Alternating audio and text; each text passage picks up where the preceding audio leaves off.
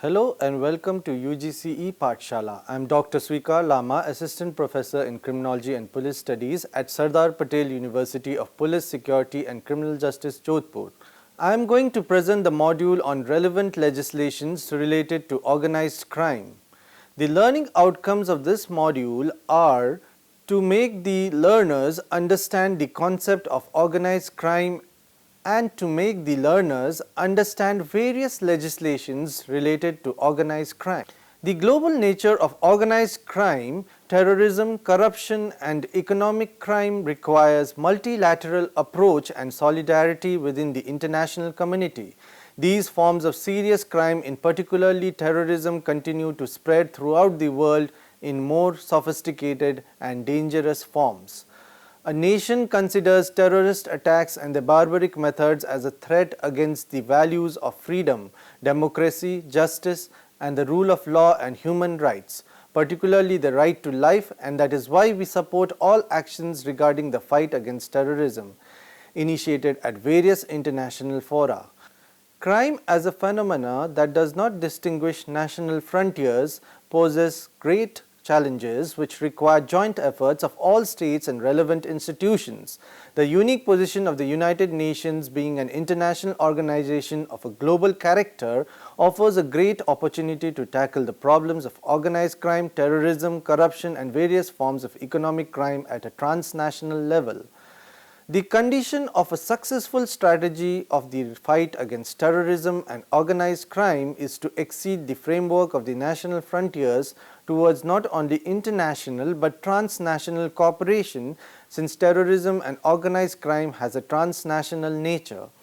Fight against terrorism and organized crime requires in particularly the perfect and faultless domestic legislation and an effective system of international instruments which should ensure the prevention and elimination of sources of crime, functioning of an effective law enforcement structure and mechanisms of sanctions and universal cross-border cooperation of all law enforcement authorities, police prosecuting authorities and courts of all democratic states.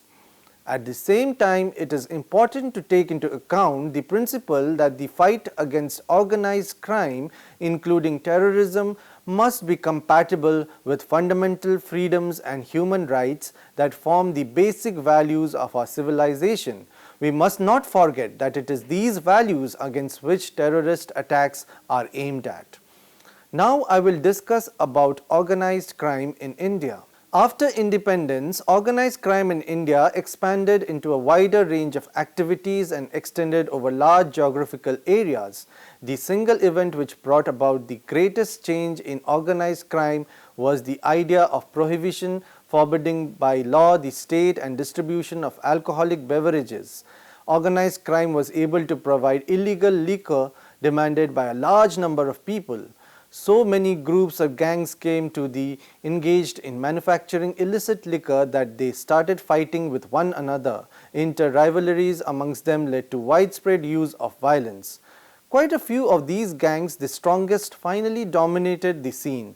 In the 1970s, many of these gangs extended their activity to drug trafficking. Political wrangling for a separate states created a large demand for arms and weapons. Some gangs or syndicates started supplying illicit arms to insurgents, terrorists, Naxalites and agitators. Some gangs further extended their activities to supplying girls to rich people in Islamic countries. Thus, the organized groups, because of the large sums of money they had amassed and the elaborate organization they possessed, not only widely expanded their illegal activities but also started acting as kings of the underworld. The modern era of organized crime is represented by the crime syndicate. Organized crime has been expanded to the point where policemen, political leaders, law officers have also come to be associated with the gangs and syndicates. Many gang leaders contested elections to assemblies, parliament, municipal corporations and gram panchayats, thereby securing political status which enables them to widen their social contacts and use the influence of powerful people for escaping arrest after committing crimes. These gangs and syndicates today not only enjoy large financial gains but also enjoy immunity from interference and possess monopolistic control in large geographical areas. Major criminal enterprises are providing illicit profits in India are numbers betting, drug trafficking, estate racketeering, automobile thefts, and supplying illicit weapons to terrorists and insurgents. On a lower level, the two main criminal enterprises are kidnapping for extortion and supplying girls for prostitution. Now, what is the legal position in India on organized crime? Organized crime has always existed in India in some form or the other. It has, however, assumed its virulent form in modern times due to several socio-economic and political factors and advances in science and technology.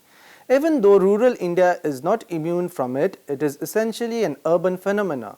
In India, there is no comprehensive law to control organized crime in all its dimensions and manifestations. There is, however, substantive law regarding criminal conspiracy. There are also penal provisions in various statutes against specific violations of those statutes.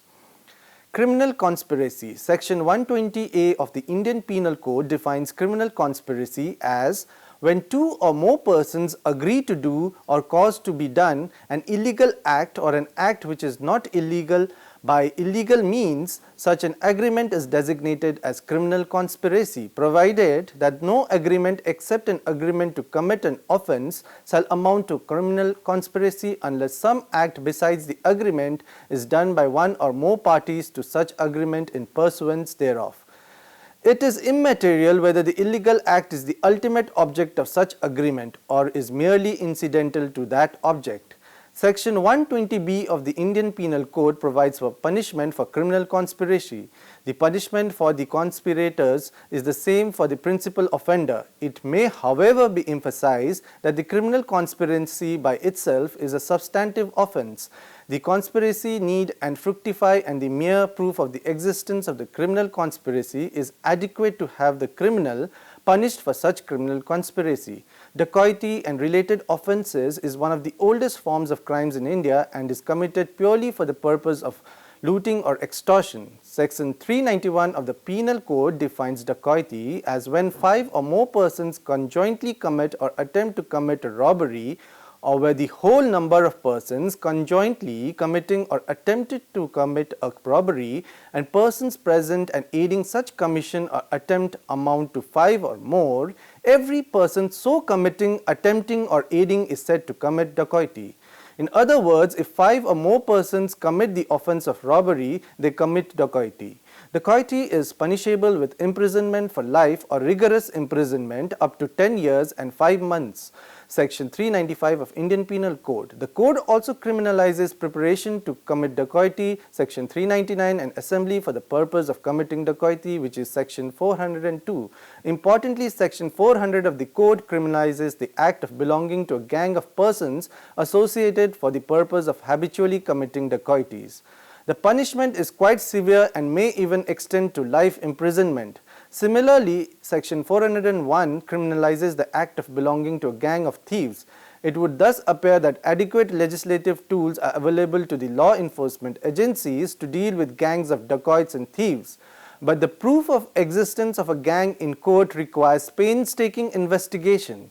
In view of increasing incidents of kidnapping for ransom, the Parliament inserted Section 364A in the Indian Penal Code to provide for stringent punishment for such offences, further strengthened in 1995. The amended Section 364A reads like, whoever kidnaps or abducts any person or keeps a person in detention after such kidnapping or abduction and threatens to cause death or hurt to such person or by his conduct gives rise to a reasonable apprehension that such person may be put to death or hurt or causes hurt or death to such person in order to compel the government of any foreign state or international intergovernmental organizations to do or abstain from doing any act or to pay shall be punishable with death or imprisonment for life and shall also be liable to fine. Now, the law on gangsters.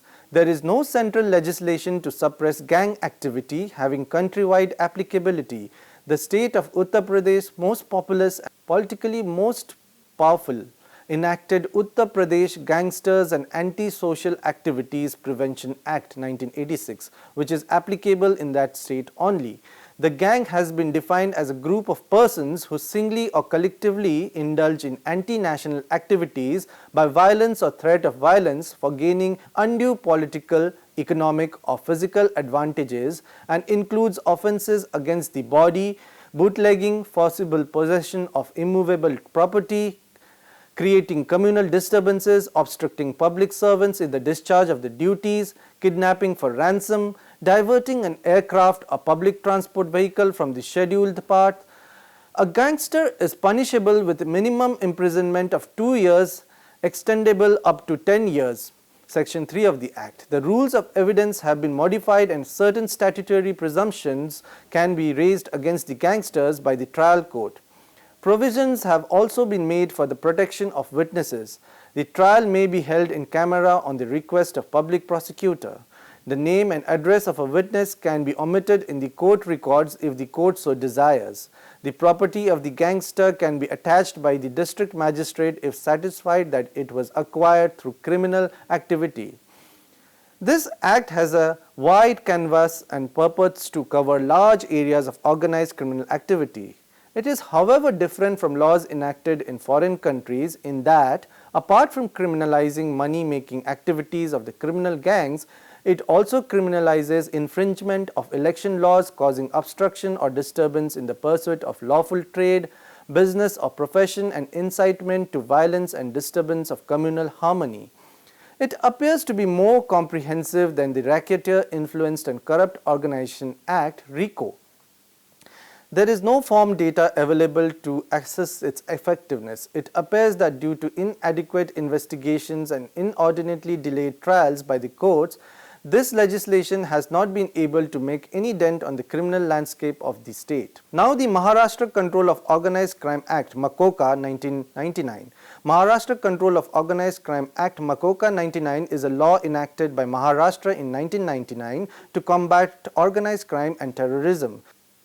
The penal and procedural laws and the adjudicatory system are found to be rather inadequate to curb or control the menace of organized crime. Government has therefore decided to enact a special law with stringent and deterrent provisions, including in certain circumstances power to intercept via electronic or oral communication to control the menace of organized crime. Unlike normal law, the confessions before senior police officers are admissible not only against the accused giving the confession but also against the other accused in the same case. There is no provision for granting anticipatory bail for 6 months to the accused. MACOCA puts a bar on soft liberal bail provisions. Under MACOCA, not bail but jail is the controlling principle. Police can file charge sheet within 180 days instead of 90 days time limit in normal cases. There are measures in MACOCA which ensures protection of witnesses, like keeping the identity and address of the witness secret, and the witness need not be produced in the court. In addition to these acts, there are other laws in India. There are several other central statutes which deal with specific facets of organized crime. Some of them are the Customs Act 1962, Narcotics, Drugs and Psychotropic Substances 1984, the Immoral Traffic Prevention Act 1956 and the Public Gambling Act. Other laws relating to organized economic crimes are Income Tax Act, Customs Act 1962, Coffee Posa 1974, Central Excise and Salt Act 1944, Antiquity and Art Treasures Act 1972, Foreign Exchange Regulations 1973, Foreign Contribution Regulation Act 1976, Banking Regulation Act 1949, Prevention of Corruption Act 1988, Import and Export Control Act 1947, Passport Act 1920, Companies Act 1956, IT Act 2002 and Prevention of Money Laundering Act 2002. Now let's talk about preventive action. The National Security Act 1980 provides for preventive detention by the central government or the state government or by the officers designated by these governments. The detention order is issued for 1 year with a view to preventing a person from acting in any manner prejudicial to the defense of India or to the friendly relations with foreign powers. The detention has to be approved by an advisory board headed by a serving High Court judge. The expression security of India is open to liberal interpretation, and this act has been used though sparingly against anti-national elements and hardcore gangsters. Detention is an executive action and the case does not go to the court for trial. Now let us briefly talk about the international framework to combat organized crime. Cooperation in criminal matters is a very sensitive issue. Its effectiveness often depends on the confidential exchange of information and a common interest in the success of a particular operation. During the Cold War, such mutual confidence was rather limited in the community of states. Organized crime was moreover perceived as being primarily a domestic problem. Yet the lack of common interests and mutual confidence and the slowly developing awareness of the transnational dimensions of organized crime explain only in part why states have been reluctant to establish a legally binding multilateral framework designed to encourage and promote international cooperation for the suppression of organized crime. As transnational offending truly a catch-all term understood to mean deviant behavior at a level of criminality that by the very nature necessarily involves either transcending state borders, violating the laws of several states, or evading a state's jurisdiction by not being attributable to it a certain state territory. Many forms of organized crime have tended to be subject to so-called suppression treaties, that is multilateral agreements between state parties in order to fight deviance effectively from an international perspective. The United Nations Convention Against Transnational Organized Crime is a very important convention. In view of these antecedents, the United Nations Convention Against Transnational Organized Crime (UNCTOC) adopted in Palermo, Italy on 15 December 2000 marks a major breakthrough. As a brief outline of its content and significance shows, the declared purpose of the convention is to promote cooperation to prevent and combat transnational organized crime. Since the effectiveness of such cooperation depends on the applicability of common legal standards, the convention obliges states parties to criminalize participation in an organized criminal group, corruption, the laundering of the proceeds of crime, money laundering, and the obstruction of justice. It thus focuses on the enabling of secondary activities that are characteristic of organized crime. The primary activities have been separated from the core instrument and are dealt with by the three protocols thereto. This approach facilitated finding a consensus and increases the Palermo Convention's chance of gaining universal acceptance. Indeed, it already has 147 state parties. Moreover, the decision to deal with the primary activities in autonomous international treaties allows for the adoption of further protocols dedicated to specific aspects that are not covered by the existing instruments. It also facilitates its revision and amendment. The Convention Against Transnational Organized Crime does not lay down a legal definition of transnational organized crime. As we have seen, a consensus to that effect would have been impossible to reach, and the desirability of such a definition may be questionable in light of the dynamics explained of the phenomena. However, the convention does specify the use of some basic terms in order to give states some necessary guidance for its implementation in national law. Article 2 contains meaningful explanations with regard to the duty to criminalize participation and organized criminal group. Article 5 of the convention. It stipulates that for the purposes of the convention, organized criminal group shall mean a structured group of 3 or more persons existing for a period of time and acting in concert with the aim of committing one or more serious crimes or offences established in accordance with this convention, in order to obtain directly or indirectly a financial or other material benefit. Serious crime shall mean conduct constituting an offence punishable by a maximum deprivation of liberty or at least 4 years or a more serious penalty. Structured group shall mean a group that is not randomly formed for the immediate commission of an offence and that does not need to have formally defined roles for its members. continuity of its membership, or a developed structure. These definitions are subject to criticism for being over-inclusive and vague. While the point is relatively easy to make, it must not be overlooked that the consensus reached is nonetheless a remarkable achievement. Since it is the result of difficult multilateral negotiations, it at least represents a quasi-universal common denominator. The definition recognizes that criminal associations do not always have a hierarchical structure comparable to real enterprises, but often function as networks consisting of a few loosely connected members. Nonetheless, there has to exist a structured group that is not randomly formed for the immediate commission of an offense.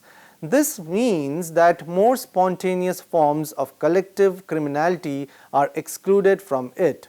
This is an important limitation that may help to draw a line between organized crime and gang criminality. Furthermore, the subjective element, in order to obtain directly or indirectly a financial or other material benefit, confirms the dominant view that organized crime is not driven by political motives but is primarily out to make a profit. Groups such as terrorists and insurgents are therefore not covered by the scope of application of the Convention Against Transnational Organized Crime. This protects the convention from being overly politicized. Whether such an important consensus could have been achieved after the 11 September 2000 terrorist attack on the United States and the US proclaimed merger of terrorism and organized crime is doubtful. Now, to conclude, organized crime is first of all a domestic problem, and when unchecked it assumes a transnational character. Organized crime succeeds so long as nations permit it to succeed. The first and foremost step in our control efforts should be to keep incident or ordinary crime within reasonable bounds by keeping criminal elements under relentless law enforcement pressure. If we succeed in this effort, we would have obviated or at least diminished the possibility of unattached criminal networks and the phenomena of organized crime. Organized crime, depending upon its intensity, spread and dimensions, must be combated by a deft mix of strengthening of criminal laws and criminal justice system, institutionalizing a national and state level coordinating mechanism, and involving the mass media in control efforts. Law enforcement, however efficient, cannot succeed by itself without strong political commitment. This presupposes exclusion of criminal elements and their political sympathizers from elected public offices. As organized crime is for the acquisition of money and power, it is imperative that the flow of money to organized criminal groups is dried up through stringent legislative and enforcement action. A democracy has inherent infirmities which manifest themselves in the functioning of criminal justice agencies. Despite best efforts, domestic crime is likely to spill into the international era and often does. Hence, the need for international cooperation in suppressing it in the form of expeditious extradition of fugitive criminals, deportation of undesirable aliens, mutual legal assistance in investigations and prosecutions, and speedy execution of red courier notices issued by Interpol. Further, the international community must put their heads together to harmonize extradition and deportation laws and to narrow the scope of political offenses in extradition laws and the Interpol Charter. National strategies are inherently inadequate for responding to challenges that cross multiple borders and involve multiple jurisdictions and a multiplicity of laws.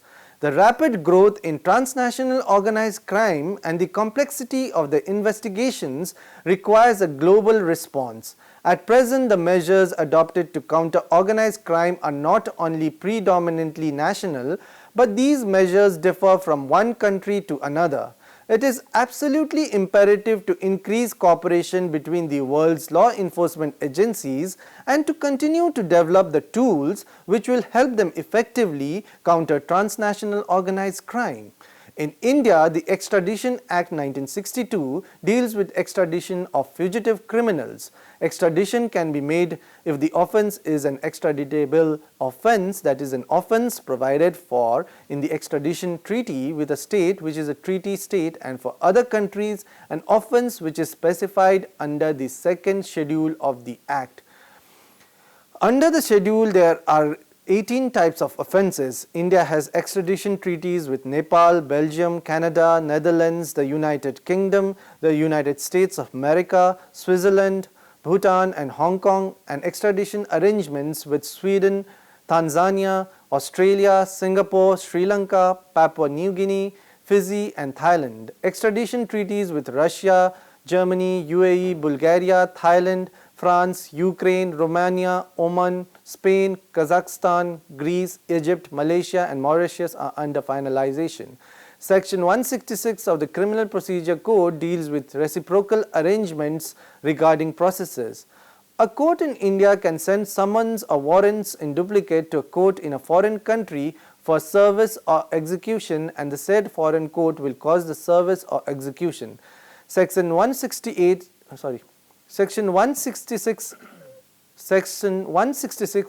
of the Criminal Procedure Code provides for letters of request to the competent authority for investigation in a foreign country. A criminal court in India may issue a letter of request to a court or a competent authority to examine orally any person supposed to be acquainted with the facts and circumstances of the case, to record the statement made in the course of such examination, and also to require such person or any other person to produce any document or thing. Similarly, Section 166B provides for letters of request from a country or place outside India to a court or an authority for investigation in India. Under this provision, the central government may forward the letter of request received from foreign country to a magistrate, who may summon such person and record his statement. The central government can also send the letter to a police officer who will investigate the offence. The fight against transnational crime is a formidable task, but heightened public consciousness, increasing governmental concern and mutually dependent interests of the international community do give us a ray of hope. Thank you.